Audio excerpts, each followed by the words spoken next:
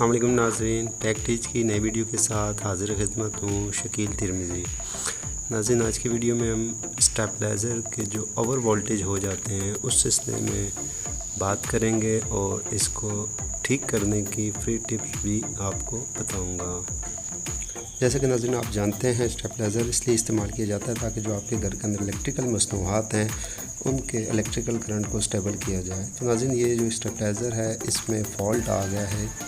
इसके जो वोल्टेज हैं वो 300 प्लस हैं, जबकि इसको 220 मेयारी वोल्टेज मुहैया करने चाहिए। तो नाज़रीन, सबसे पहले आप देख रहे हैं पीसीबी बोर्ड है, इसको आप देख लें इसका जो टांका है वो लूज़ तो नहीं है। जो इसकी शुरुआत की चीज़ें हैं वो आप इसी तरह चेक करेंगे।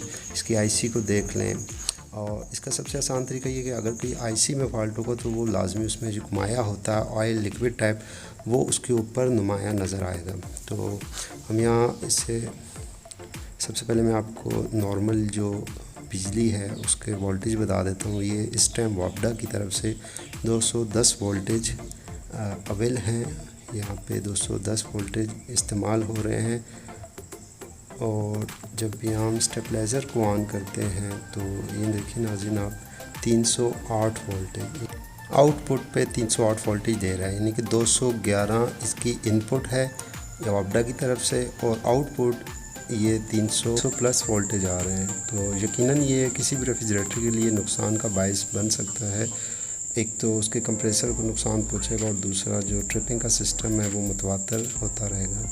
तो नाज़रीन, ये जो पीसीबी पे रेले हैं, 4 रेले ब्लैक कलर की, इसकी सामने इसके रूटर हैं, डिमर कह लें, इसकी मदद से आप इसके वोल्टेज को कम और ज़्यादा कर सकते हैं। तो स्टेप बाय स्टेप यानी कि एक एक करके आपने इसको क्लॉकवाइज और एंटी क्लॉक घुमा के देखना है। जहाँ पे इसके वोल्टेज स्टेबल हो जाएं वहाँ पे आपने इसको रोक लेना है। नाज़रीन, अगर ये एग्जैक्ट 220 वोल्टेज नहीं मुहैया करता तो इसमें इतनी फ़िक्र अंगेज़ बात नहीं है। यकीनन वोल्टेज मीटर में भी 10 से 15 वोल्टेज का फ़र्क होता है, मार्जिन होता है। सो आप 230, 240 या 245 पे इसे स्टेबल कह सकते हैं।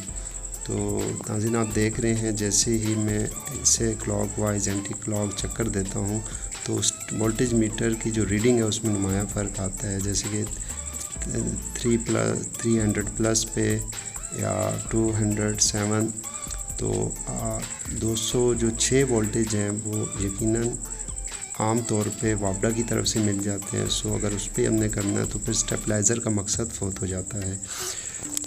सो आपने इस चीज़ को देख लेना है। और लाजमी नहीं नाज़रीन, मैं अक्सर अपनी वीडियो में कहता रहता हूँ कि आप बिल्कुल परफेक्ट नहीं कर सकते। ज़ाहिर सी बात है, जो प्रोफेशनली शॉपकीपर हैं या जो इस चीज़ को बहुत बेहतर तरीके से डीपली जानते हैं वो ज़्यादा एक्सपर्ट होते हैं बनिस्बत आपके, क्योंकि आप एक टेस्टर और एक प्लास की मदद से इसे ठीक कर रहे हैं। और मैं आपको सिर्फ जो बुनियादी टिप्स हैं वो मैं मुहैया करता हूँ ताकि एक तो आपको एक्सपीरियंस हो जाता है, और दूसरा जब आप इसे लेके शॉपकीपर के पास जाते हैं तो आप देखते हैं कि आपकी और उसकी डीलिंग में एक वाज़ेह फ़र्क नज़र आता है बनिस्बत इस चीज़ के कि आप स्टेबलाइज़र को देखे बिना बस उसी तरह उठा के ले जाएं और फिर उसकी मर्ज़ी पे छोड़ दें कि वो क्या कहता है। ज़रूरी नहीं कि हर दुकानदार फ्रॉड करे, लेकिन बेहतर ये है कि हर चीज़ की अवेयरनेस आपको होनी चाहिए। सो आप ये पीसीबी के ज़रिए आप देख सकते हैं, इसे मैं एडजस्ट करने की कोशिश कर रहा हूँ, और आई थिंक ये 240 जो है मुनासिब है, क्योंकि जब इस पर रेफ्रिजरेटर का लोड डाला जाएगा तो यकीनी तौर पर इसके जो वोल्टेज हैं वो कम होंगे।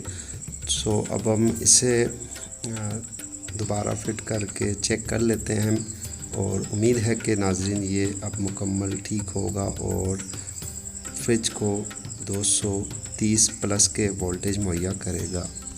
नाज़रीन, जैसे कि आप देख रहे हैं 247 वोल्टेज हैं, लेकिन ये जैसे ही हम रेफ्रिजरेटर का लोड इस पर डालेंगे ये बतदरीज कम होते हुए 230 और 235 तक ये पहुंच जाएंगे, जो कि नॉर्मली यूज़ हो सकते हैं, कोई उसमें रिस्क वाली बात नहीं है। करता हूँ नाज़रीन, ये वीडियो आपको पसंद आई होगी। नेक्स्ट वीडियो तक इजाज़त चाहूँगा। अपना बहुत सारा ख्याल रखिएगा। अल्लाह हाफिज़।